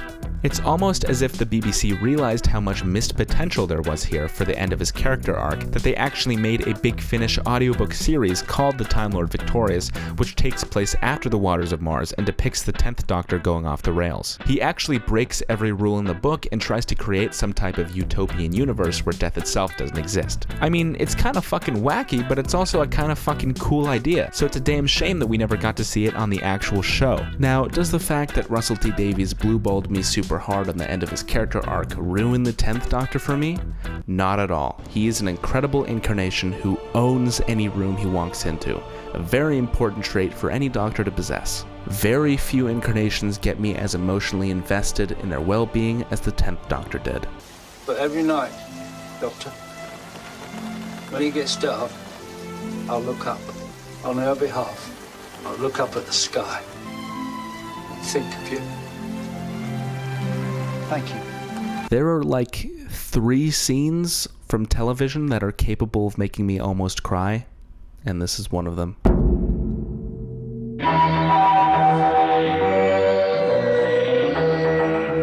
Ha, you thought that if it wasn't the 10th Doctor at number 1, it would be the 4th Doctor, but you were wrong. Dumbass. That being said, I don't want to get the wrong message across. The 4th Doctor is the shit. He is the man. He's the reason why people at Doctor Who conventions awkwardly offer you jelly babies every time you walk past them. Tom Baker graced us with his depiction of the 4th Doctor from 1974 through to 1981. The longest reign of any Doctor, and also probably the most memorable. How dare you touch me! Doctor Who may be a cultural monolith on its own, but for decades, Tom Baker was the face of that monolith, even when he wasn't playing the Doctor himself. David Tennant has been giving him a little bit of a run for his money as of late, but he's still far more recent than Tom, so his longevity remains to be seen. I'm genuinely struggling to even write the script for this segment. I don't know how to sum up why Tom Baker is the Doctor in just a few measly paragraphs, because he just is. I mean, Tom said in an interview that he was just being himself when he was playing the part. I wasn't acting when I was in Doctor Who. I was just saying Doctor Who lines. It was just Tom. I mean, in a sense, you know, I am Doctor Who. He literally is the Doctor. There's nothing else that can be said, but I guess I'll try. John Pertwee passed the torch to Tom Baker in 1974. Upon the transmission of his first serial, later that year, Robot, he was actually received quite negatively by much of the British viewing public. Yeah, I was shocked to hear that too, but apparently people thought he was too crazy and eccentric, especially following a very grounded lead such as Pertwee. I guess people in the 70s just weren't ready to have their minds blown yet. What's wrong with Unsinkable? Nothing, as the iceberg said to the Titanic.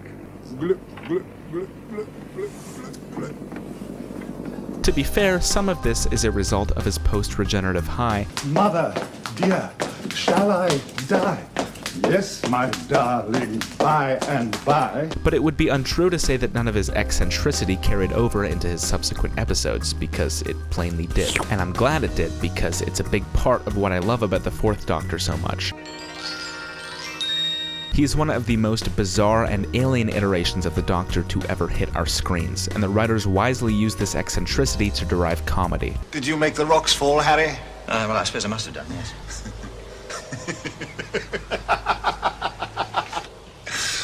Harry Sullivan is an imbecile!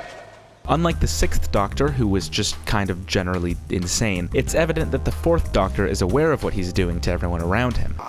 Duggan, what are you doing, for heaven's sake?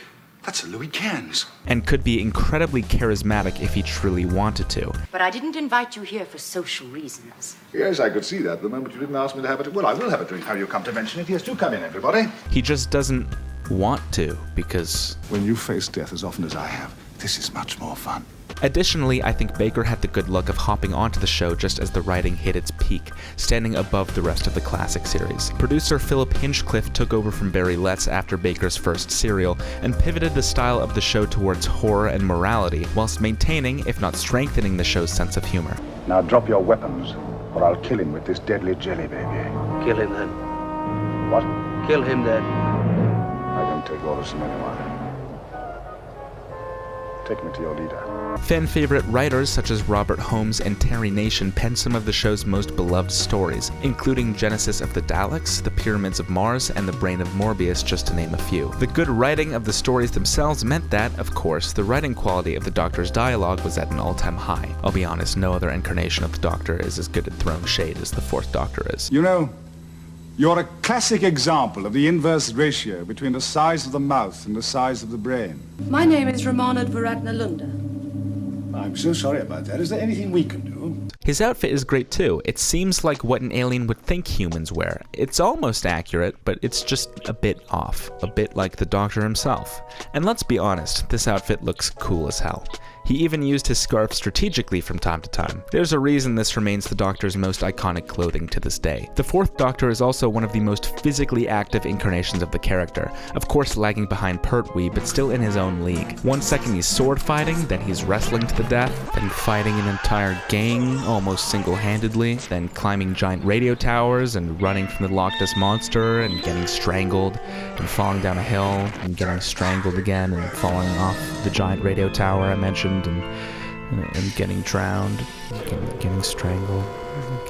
It's clear that a lot of the action he had to do less so painted him as a badass like Pertwee, and more so as a person who's just having a bit of a rough day. Not that he isn't a badass though, because he objectively is. I mean, he made a bomb out of fucking bed sheets. That's some pretty baller shit right there. And whilst we're talking about his abilities, I think this is one of the most clever incarnations of the Doctor. Not only are his powers of deduction top-notch, but he commonly finds very clever and creative ways to win the day, such as the time he was fighting a guy who controlled a bunch of robots with voice command, so he used helium to change the guy's voice so that the robots wouldn't recognize him anymore. Now this is a cylinder of gas. When gas comes in, I want you to turn the valve. Kill the humans.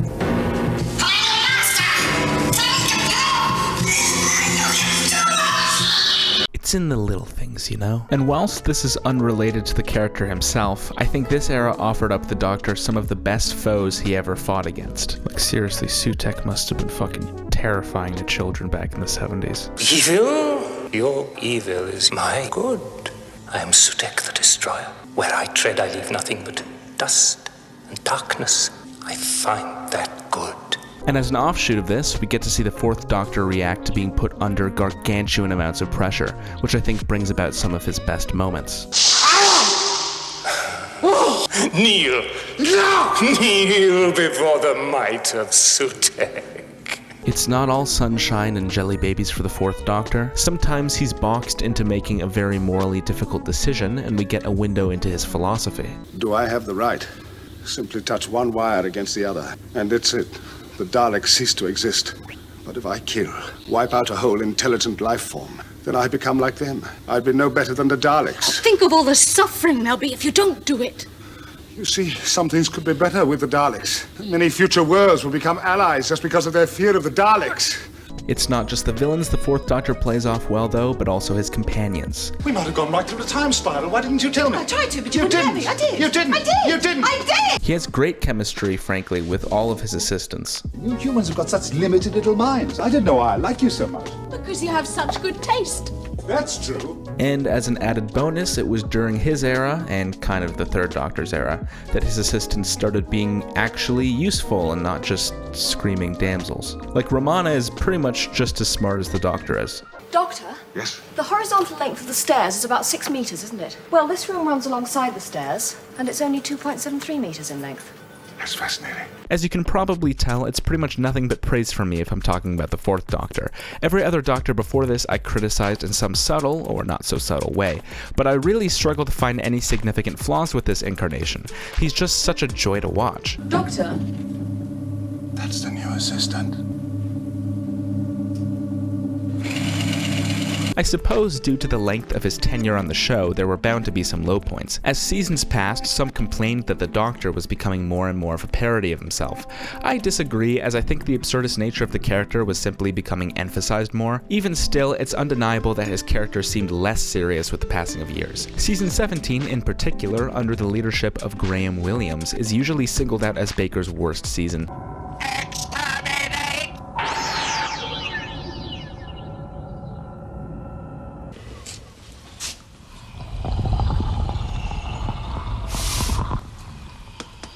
Despite it containing the serial City of Death, which is usually singled out as one of his best stories. Funny how that works out. And since it has no call to be here, the art lies in the fact that it is here.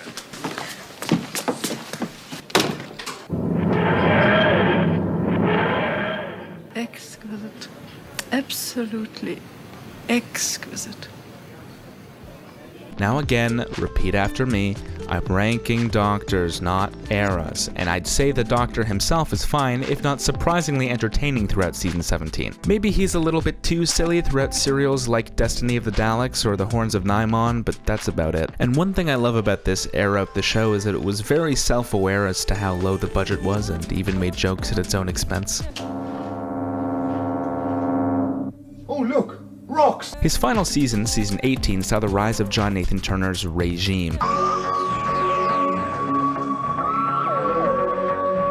And it feels completely different from all his other seasons. The Doctor, in particular, acts in a vastly more serious and short-tempered manner here than in any of his previous seasons. But Doctor! I've never chosen my own company. You said it was you who contacted me and begged me to help you find your father. Tegan, it's your own curiosity that got you into this. You Adric, a stowaway. They ask you how you are, you just have to say that you're fine when you're not really fine. And they messed with his costume, and added the stupid question marks to his outfit, which never fucking went away. Season 18's Fourth Doctor is probably my least favorite iteration of his character. I still like him and enjoy the glimpses at his more serious, Time Lordy side that we get, especially in Legopolis, but the lack of Baker just being himself negates the good that can be found here in my opinion. We already know that Baker sparred with John Nathan Turner behind the scenes, so obviously he didn't like the direction the character was going in. It's like watching a less funny, less well-directed version of the Fourth Doctor. Luckily, however, Season 18 only accounts for 1/7 of Baker's run, and I don't even dislike it that much, so it doesn't really impact my overall extremely positive opinion of his incarnation. He's probably one of the only Doctors you can call an auteur Doctor, getting very involved in the production of the show.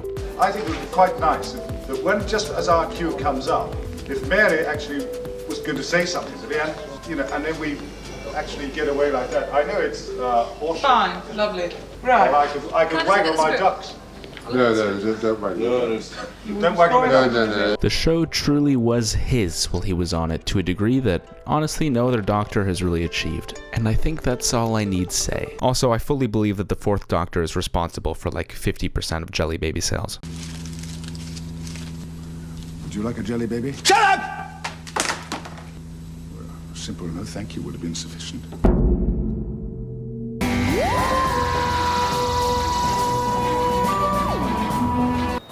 If you are an alien, how comes you sound like you're from the north?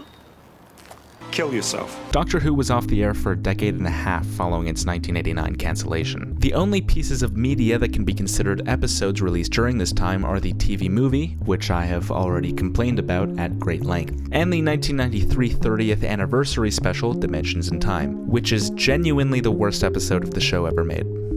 That is no exaggeration. You thought the movie was bad? Watch Dimensions in Time. What are you doing? Leave her alone!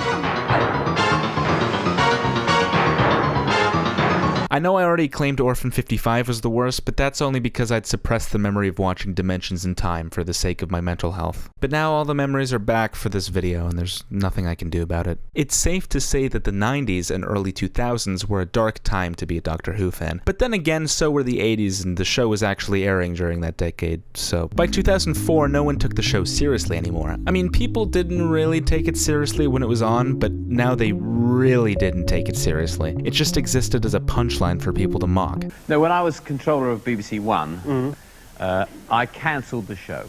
I thought it was rubbish. Can you think of no redeeming features for this show at all? You just... None at all. I think it was a waste of the licence payers' money. If Doctor Who was ever going to make any kind of comeback, it was going to need a complete reinvention. The show would have to be modernized, in other words, if anyone was going to give it a chance. Not the easiest feat to pull off when Dimensions in Time was still one of the show's latest outings. How do you take a show that is considered an absolute so bad it's good joke?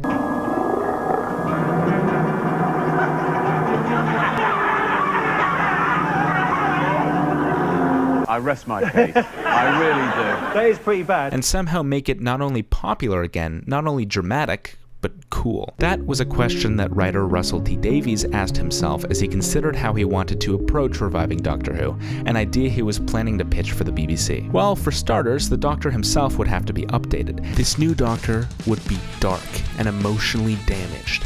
He'd wear a black leather jacket, and he'd be the last of the Time Lords, which makes him depressed. And you know, now that I'm saying this out loud, it actually sounds extremely cringeworthy, but it worked out. Alright, so the Doctor is edgy now. That's settled. Now we need only attend to the matter of who should play the part. Well, on that front, Russell wasn't sure. Until, one fateful day, Davies received an email from an actor he had previously worked with recommending himself for the part. Do you want to come with me? Because if you do, then I should warn you. That's right. It's the often overlooked, often forgotten, often blacklisted by the BBC, Christopher Eccleston as the Ninth Doctor. He only lasted for one season in 2005, but by God did he make an impact on me, and I think he is the best incarnation of the Doctor. Allow me to explain why. On March 26, 2005, Rose aired on BBC One. It was the first new regular episode of the series since the 80s, and for the show to survive, it was imperative that people took to this new iteration of the Doctor. Run. And they did. So what worked? Well, the Ninth Doctor still feels familiar. Round and massive, somewhere slap bang in the middle of London. Must be completely invisible. What? What? He's crafty, heroic, and oblivious at the worst of times, just like the classics, but he also feels fresh. I'm the Doctor, by the way. What's your name? Rose. Nice to meet you, Rose. Run for your life. He's short-tempered, even more arrogant than usual, and seems fed up with humanity as a whole. It's because I'm busy trying to save the life of every stupid ape blundering about on top of this planet. All right? All right. Yes, it is. In fact, he seems extremely bitter about something in particular, but viewers wouldn't have known what that was yet. They'd have to wait for that. All they knew at this time is that there was something captivating about this new Doctor that the former incarnation had lacked. The ground beneath our feet is spinning at 1,000 miles an hour. We're falling through space, you and me. Clinging to the skin of this tiny little world, and if we let go... I feel like the Doctor truly must have felt mysterious to audiences in a way he hadn't felt for a long time, partially because of Russell's decision to tell the episode from Rose Tyler's POV as opposed to the Doctor's.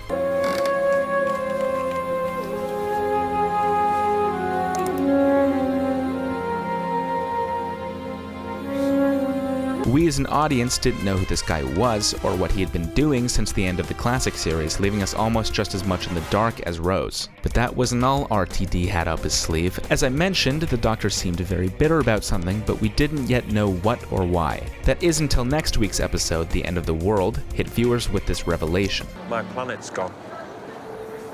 It's dead. It's just rocks and dust. Before its time. What happened? There was a war, and we lost. I'm the last of the Time Lords. They're all gone. I'm left travelling on my own because there's no one else. It's me. The Doctor was now the last Time Lord left in existence. This is why he snapped at Rose in the previous episode when talking about rescuing humanity for the 1000th time. He was jealous that she still had a homeworld and a family to go back to, whilst he had nothing. I think it was an exceedingly wise decision to wait a week to reveal this crucial piece of information. The 9th Doctor was already a lot to take in, both for classic fans and new viewers who knew nothing about him at all. Piling the destruction of Gallifrey on top of all the other new information about the Doctor we learned in Rose might have felt like a little much. And plus, this way, it felt as if we were unpeeling more and more information about the 9th Doctor each episode we ventured deeper into the season, as opposed to learning everything right off the bat. And we truly were, because 4 episodes later, in Dalek, we learn yet more crucial background information about the Doctor and the Time War. In the End of the World, we never actually found out why Gallifrey was destroyed. All the Doctor said was, "There was a war and we lost." A war with who? In Dalek, we find out that war in question was fought against the, you guessed it, Daleks. Your race is dead. You all burn, all of you. 10 million ships on fire. The entire Dalek race wiped out in 1 second. And what of the Time Lords? Dead. They burnt with you. The end of the last great Time War. Everyone lost. Like the Time Lords, the Daleks were also supposedly wiped out, leaving one survivor. I am alone in the universe. Yep. We also find out that the Doctor is responsible for this. I watched it happen. I made it happen! You destroyed us! Not only did he destroy all of the Daleks, but he destroyed all his fellow Time Lords in the process in a last-ditch effort to end the war. The episode peels back many layers of the Doctor we had not yet seen. Exterminate.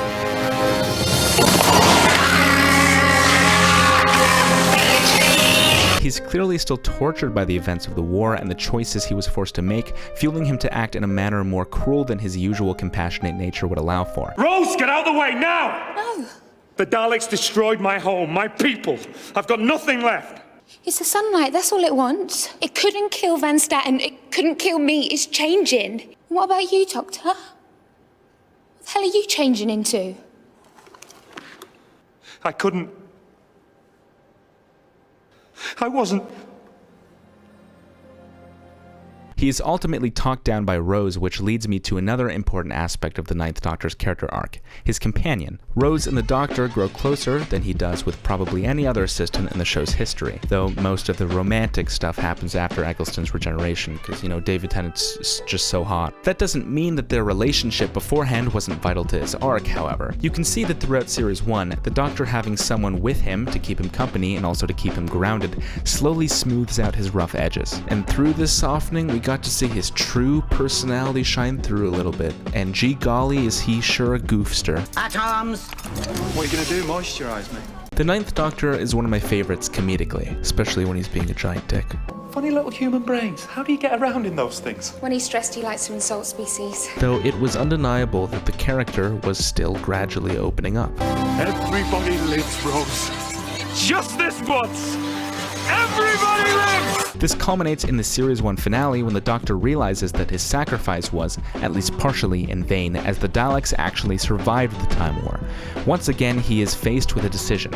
He can unleash a Delta Wave that will destroy the entire Dalek fleet, but also wipe out the entirety of Earth in the process. Once again, the Doctor has the option to destroy the Daleks for good at the cost of another species.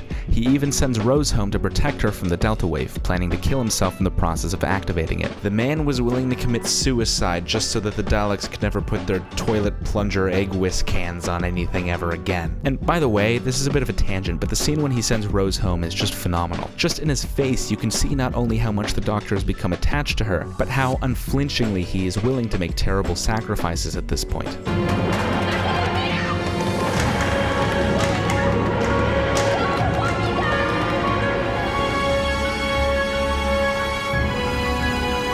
Anyways, he finishes building the Delta Wave just in time. Once he finally gets his chance, he puts his hands on the trigger and... What are you, coward or killer?